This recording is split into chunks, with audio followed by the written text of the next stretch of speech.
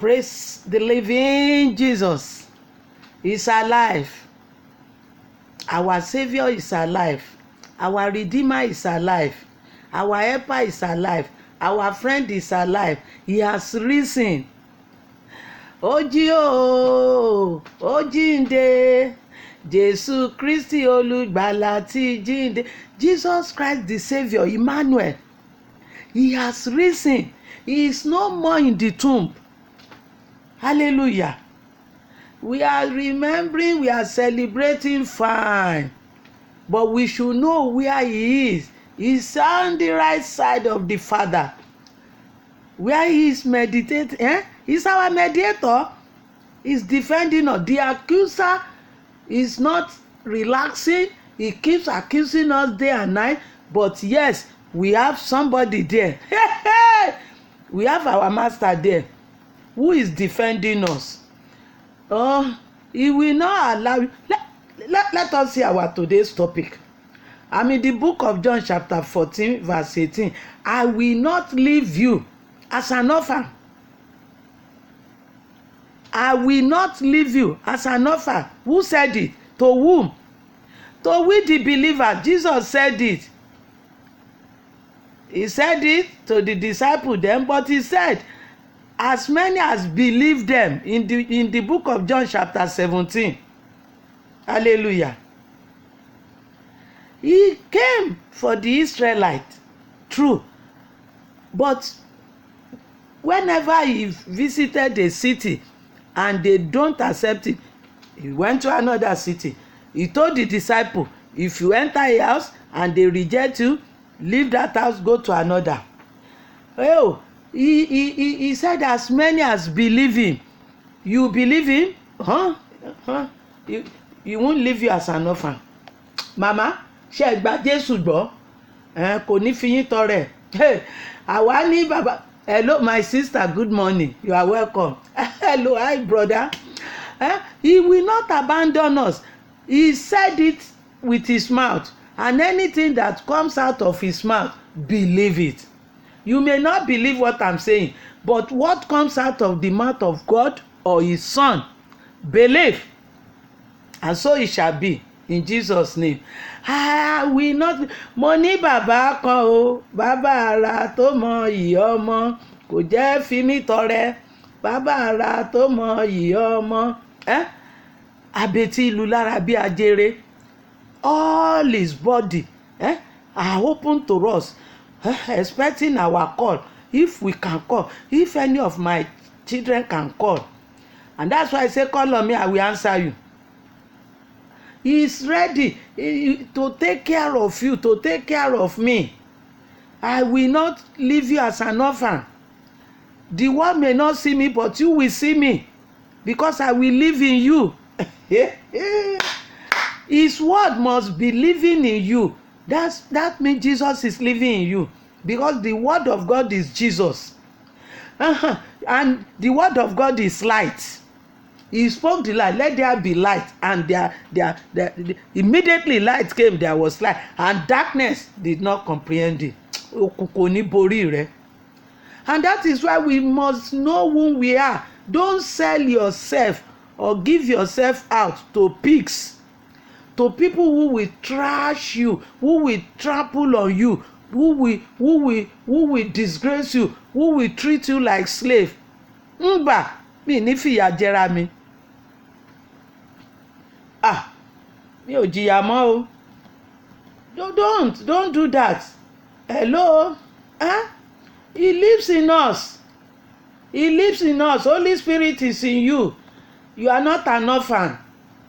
You are not an orphan. Don't buy lies. Don't buy deceit. Read the Bible. Read what is said yourself. Ask Holy Spirit to. Even if you don't ask Holy Spirit, he will come to give you insight. When that man was reading in his chariot, he was reading the Bible, and the Holy Spirit just told Philip, "Oh yeah, go and explain to him." He will be explaining to you. Praise the Lord. Kó má bàa jìyà ni. Ó lẹ́mìí mímọ́ máa rán yín létí ọ̀rọ̀ mi. Ẹ̀mí mímọ́ yóò máa kọ́ yín. kó má bàa tara rẹ lọ́pọ̀ ni. Àtẹ̀yìn àtọkùnrin wa àtobìnrin wa, má tara rẹ fáwọn tí ò mọyì rẹ. Bó bá dẹ̀ ṣe Ọlọ́run kúkú ní sọ̀kalẹ̀ wá mú ọ kúrò ńbẹ̀, ìwọ ló jìyà rẹ lẹ́kùnrẹ́rẹ́. Mẹ́ra jìyà, mẹ́ra jìyà ó, mẹ́ra jìyà. Bó bá ní jìyà ó tètè gbọ́ràn ni. It's not difficult to conquer your world. It's not difficult. All you need to do is to embrace the word in you and start confessing it gradually. Rome was not built in a day. Don't let anybody put fear in you. Gradually, béwé bá pẹ́ lára ọṣẹ àdọṣẹ. Gradually, you will become the word. You will become the light. You will become what you are saying. Bó bá sọ pé yóò dáa fún ẹ, yóò máa dáa fún ẹ ni. Bó bá sọ pé ó burú fún ẹ, kò ní burú fún ẹ, kò ní burú fún mi. If you whatever, Alpha Omega, he said he's there for us. He will not allow us to suffer, and we know him. Why treating yourself as orphan? Òun dá yà jẹ, òun dá gbogbo nǹkan ṣe. Ọlọ́run má jẹ́. Ọlọ́run má jẹ́. Mi ní fìyà jẹ ara mi o. Mi fìyà jẹ ara mi mọ́. Mo ti sá sọ́dọ̀ Jésù. Nínú àpáta ayérayé ni mò ń gbé. I have run to Jesus like that woman they caught say he's doing adultery. She ran to Jesus and she was delivered from sudden death. I have run into Jesus. I'm in the strong tower. Inú àpáta ayérayé ni kẹ́ sá sí.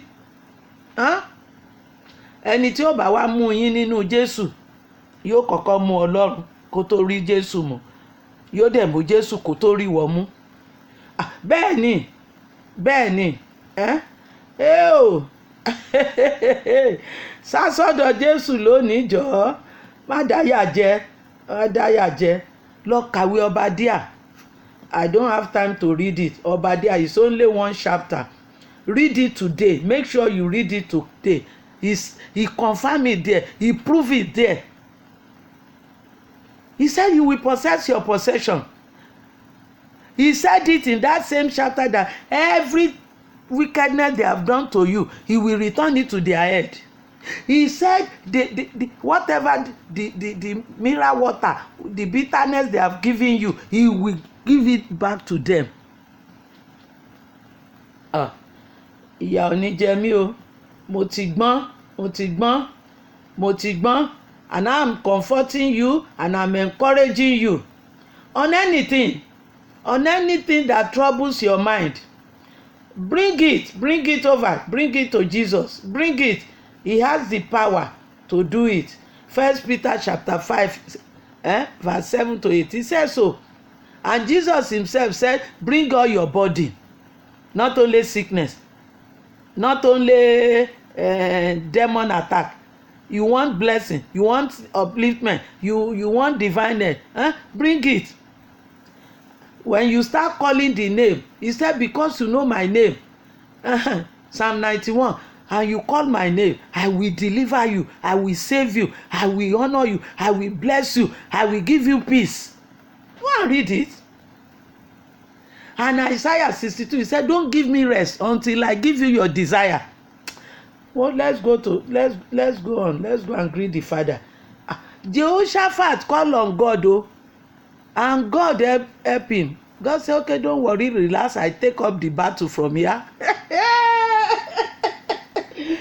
Látòní lọ mi ní jìyà mọ́, mo dúpẹ́ mi mímọ́.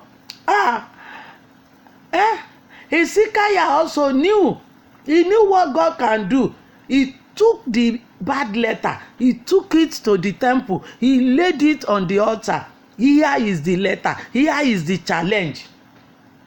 God, this man is challenging you. He's a powerful king. I know, I've heard about him. He defeated many big and powerful cities. He mentioned some.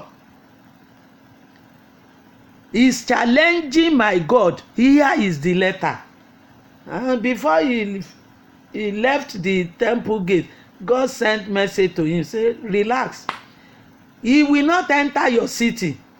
Enemy will not enter your life again in Jesus' name. I'm saying it in the mighty name of Jesus. They will try. Don't say they will not try. They will try, because Jesus said, many are the affliction of the righteous. Yeah, they will try, but they will fail. Isaiah chapter 8 said they will gather together, but it's not by me, and I will scatter them. When they were building that at Babel, that they will build and reach heaven, God scattered them. Well, let's go and greet the Father. Have you greeted your neighbor? When Israelites were fighting, Moses has gone. God has called him up. Joshua was there. They were fighting, and God knew that this opponent is powerful. He sent a commander to come and help Joshua and Israelite. God will send help to you. I say God will send help to you. He will send help to you. Gbèmí níjà o, bàbá jà fún mi. Kò sẹ́lòmíì in your business, in your marriage. He will fight for you. Tó bá ti sọ fún, if you say you can do it alone, God will just fold his hand and be looking at you. When you relax, when you finish, call me. When you need me, I'm here. But the moment you say, I can't do it alone, I need your help. There is something that make me come to your presence. And I greet all of you that are fasting. You will finish well with your answer, with your desire, with glory. You will come out of this season with glory. You will arise and shine after the fast in Jesus' name. I greet everybody, and I greet Nigeria, all Nigerians. Are you a true son? Jesus said, Nathaniel, good son of Israel. Hey, are you good son of Nigeria, good daughter? How are you advertising Nigeria wherever you are? Diaspora, gbogbo bí tẹ́ ẹ wà, báwo lẹ ṣe ń kéde Nàìjíríà sí? Ṣé ẹ ń ṣe dáadáa? Ẹ máa ṣe dáadáa. Ẹ má gbégbèkúgbè. You are not an orphan. You should not treat yourself like an orphan. You should not treat yourself like a bastard. You should not treat yourself like a slave. You should not treat yourself like a goat or ram that they will just kill for sacrifice. Don't carry any bad thing, cocaine or whatever. Don't carry it. You carry it, they catch you, they kill you. They just waste your destiny, you are the person who permitted it. Live like a child of the living God, the owner of heaven and earth, the owner of all the riches, gold, silver, diamond, oil, whatever. Live like a child, a prince, a princess, a queen, a king. If I see somebody living like slave, I'm always very unhappy. I don't like it. If you look at some housemaid, you see them clean. Mama wa kan gba ọmọ ọ̀dọ̀ kan, ọmọ yẹn á ṣerun bí olóṣìṣẹ́, very neat. I ṣe the same thing àti wa kan lẹ́kọ̀ọ́, ọmọ ọ̀dọ̀ ó ti di family pàápàá, ó ti lọ tipẹ́, but kò sí tó máa ṣàtúpadà wá. Ló ayé ràn wá lọ́wọ́. Ẹ jẹ́ ká lọ kí bàbá. Let's go and greet the Father. Help me to greet your neighbor. You are gathering with Jesus, and definitely he will reward you. Isaiah 62, he said, those who gather the fruit with you will drink part of the wine, the new wine. You will drink part of the new wine. In the house of the Lord. Ìwọ náà wọ bí ìgbéyàwó. Wọn ní ilé ẹ jáde níbi ìgbéyàwó lórúkọ Jésù. Ọlọ́run ó mú lè ríṣẹ́ nínú ayé wa. Oṣù kẹrin ti tún sáré lọ. You are getting into new level. Election season is over. They finish election in Nigeria. recapture and this, so they want to do it, so they finish it now. Those of you, all you touts, go and look for good job. Don't disturb the peace. Go and look for good job. Go and look for another job. Go and look for another job. That's not the end of the world. Look for another job. Bọ́nà kan ò dí ọ̀nà kan ò ní là. Election ti kọjá lọ, ọ̀nà ìjẹ election ti dí. Ẹ wá ọ̀nà míì, yóò dára fún yín. Ẹ wá ọ̀nà míì. Kò yẹ kẹ́ ẹ kú sí ọ̀nà kan. Ọ̀nà ó là fún yín. Àfàìlà ọjọ́ ló lè mú kọ́nà wá máa là. Ọ̀nà wàhálà o. Ọ̀nà wàhálà o. I believe it. Ìbá jẹ́ business ni ọ̀nà yóò là. Ìbá jẹ́ business ni tó ń dagun. Ọlọ́run ó gbé dúró. Dry bone lives again. That business will come back. It will bounce back in Jesus' name. Hey, are you ready to worship the Lord? Let's give him glory. Let's worship Ancient of Days. He is good all the time. Ẹ já kí bàbá yẹn pé ó ṣe bàbá dáadáa láàárọ̀ lọ́sàn-án lóru, òun náà là ń ké pé o. À ń délé bá ní, à ń rìnà kó, òun náà ni o. Òun ló ń bẹ níbi gbogbo lẹ́ẹ̀kan ṣoṣo. Omnipresence God. Just thank him. He's there wherever you are under the sun. Just praise him, praise him, praise him. Even if your family are in the plane, he's there. Plane wo ní já, ọkọ̀ tí wọ́n náà wà kò ní dànù, ibi ò ní báyìí. All of you diaspora, you will bring back good news. You will bring back testimony to your various country in the name of Jesus. Àwọn kan kì í gbàgbé ilé o. Gbà tán kì í ṣọmọ àlè. Wọ́n gbàgbé ilé. India o, Pakistan o, Israel o, Middle East o. Wọ́n ń padà lọ lé. Ghana wọ́n padà lọ lé. South Africa wọ́n padà lọ lé. Nàìjíríà wọ́n ń padà lọ lé. Gbogbo ẹ̀yin tẹ́ ń bojú wẹ̀yìn, tẹ́ ń padà, tẹ́ ń tọ́jú ilé lórúkọ Jésù, ẹ máa jèrè, ẹ máa rí ṣe. All of you in the diaspora that are looking back, you are still connected to your homes, your background. The Lord will continue to bless you and lift you up, and you will shine wherever you are. Let us just worship the Lord. Lord, we lift up our hands to praise you, O Lord, to honor thee. We return all joy, glory to you. You deserve it. We say thank you, Father.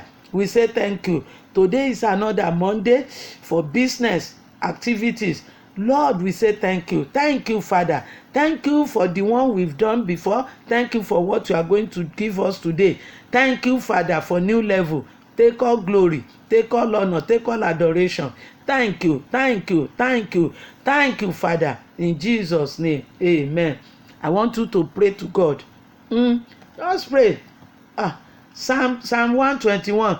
Lift up your eyes unto the hills from where help will come. Hey. And if it is Psalm 23, you know, read it. The Lord is my shepherd, I shall not want. Confess it. Confess it. I look up unto the hills from where come my help. I believe help is coming. Help is coming. My angel is running towards me to help me, to lift him up. I want you to pray it.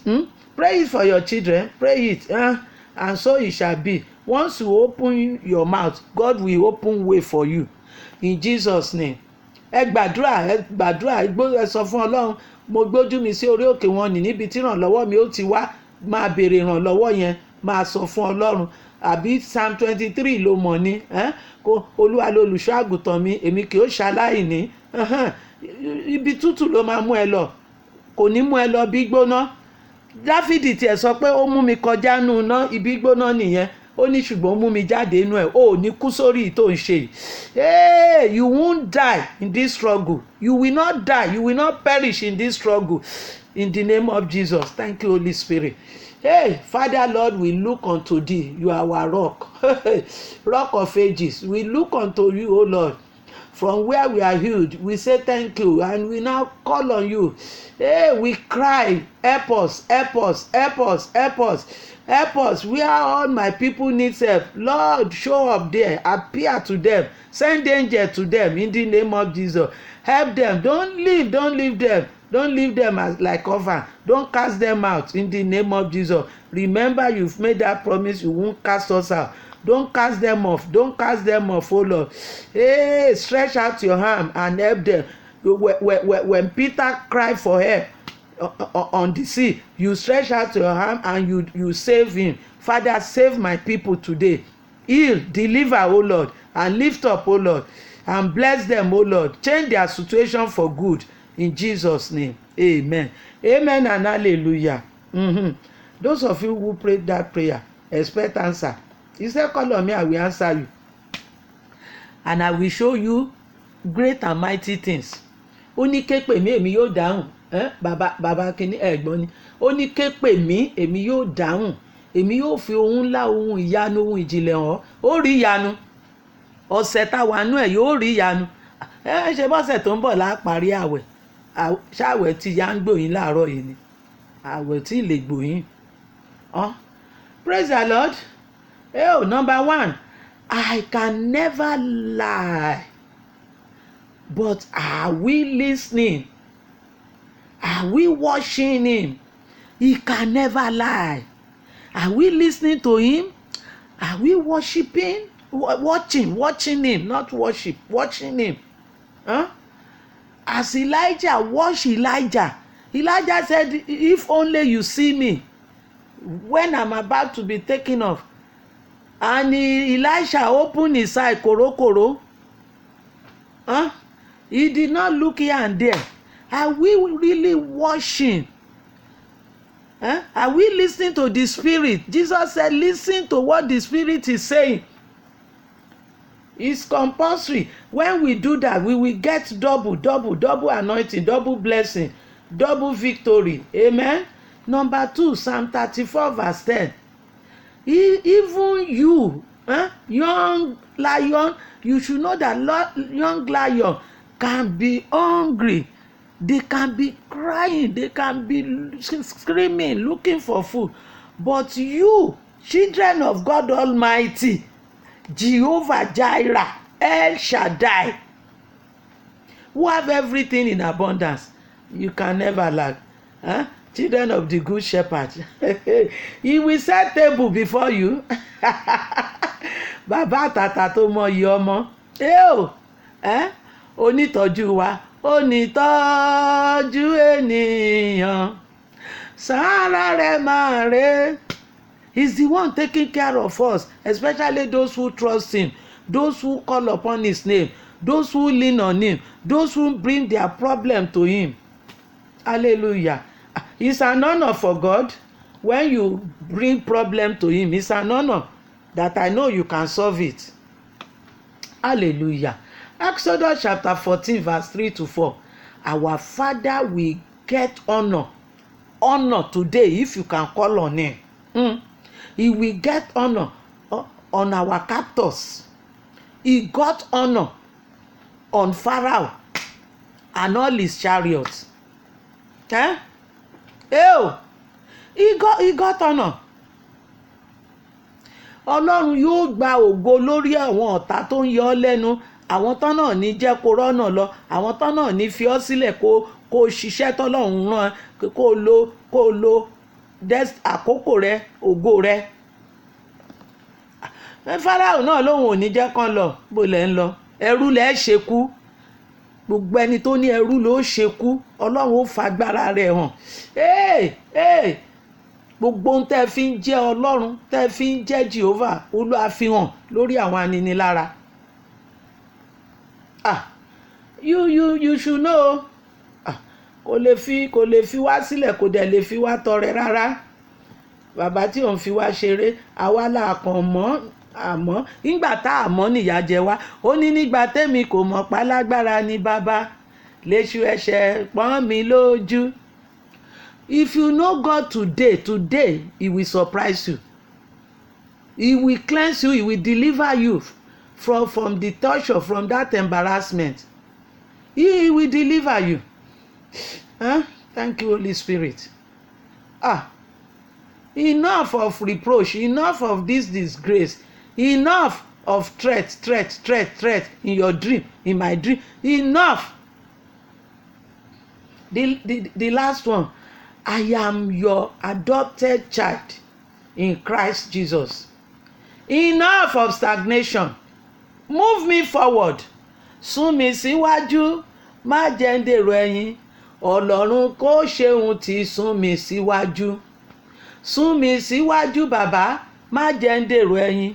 Ọlọ́run kì í bá ti sún mi síwájú. God that has no impossibility, move me forward. I'm your child. I'm not an orphan. I have a father. Move me forward. He will move you forward. He will do it. That battle is coming to an end. That's why Satan knows that he has limited time in our life. He has limited time. That's why he's just hustling. And all his effort will be cancelled, nullified, useless today in Jesus' name. Bẹ́ẹ̀ ni yóò rí, gbogbo ìhàlọ́ta yóò dòfo, yóò dòkúnú ayé rẹ̀. Ṣé o ṣe tá a fẹ́ gbàdúrà? Mo fẹ́ kó bá Ọlọ́run sọ̀rọ̀. Bó jẹ́ gbólóhùn kan ló lè sọ fún Ọlọ́run. Mu nínú ọ̀rọ̀ Ọlọ́run kó dì mú. Mú Ọlọ́run lóhùn, mú lóhùn. Olúwa ó sọ báyìí. You said you will deliver me. You said you will heal me. You said, you've taken, I read it that you've taken all my sorrow, all my transgression, all my iniquity, all my diseases. You've nailed them on the cross. You paid the price. You shed your blood for me. And you said you came so that you can destroy the work of the devil. And you said that I'm an overcomer by the blood of Jesus and my testimony. My testimony is that I will not die but live to proclaim the good news, the gospel. Hey. My testimony is that I'm a child because I'm a believer, and you have given me righteousness, and you have given me the right to shine, the right to live my world, the right to overcome flesh, to overcome sin, the right to do all things, because all things are possible for those who believe in Christ, those who are in Christ. Hallelujah. I'm a new creature. All things have gone. Suffering, no pain, no sickness, they have gone. Ẹ jẹ́ àjọ gbàdúrà. Àwọn ọ̀rọ̀ Ọlọ́run tó ti gbé mì tó ti jẹ sára yẹn, àwọn nígbẹ́rẹ́ rẹ̀, àwọn làjísà rẹ̀, àwọn ló bẹ̀rẹ̀ sí ní fẹnu rẹ̀ sọ. Ọlọ́run ó sì máa sáìnà pé òótọ́ ni mo sọ bẹ́ẹ̀, òótọ́ ni mo sọ bẹ́ẹ̀, òótọ́ ni ó wà nínú Bíbélì, òótọ́ ni mo rán wòlíì mi. Ó rán wòlíì Ọ̀bàdáyà. Ó ní a ó gbà gbogbo ẹ̀ní wa padà, gbogbo ògo wa, gbogbo ire wa tán ti jí lọ. Lójú oorun, lójú àlá ni o, àrékèrèkè náà fi gbà ni o, àwa la gbé fún wọn ni o. Ó ní a ó gbà padà. Gbàdúrà. Father, we say thank you, your message have gone out. Holy Spirit, continue to minister to my people. Give them the true meaning. Help them to stand in the word. Help them to open their mouth and speak the word. And as soon as they speak it, Lord Jesus, approve it in the name of Jesus. They are going out for different businesses, for school, for career, for project. Lord, be with them. You promise you will not leave us as an orphan. Be with them, O Lord. Order their step, O Lord. You can order their good customer towards them. Father, do so in the name of Jesus. Lift up us today. Bless every one of us. Increase and multiply our businesses in Jesus' name. Amen. Amen and hallelujah.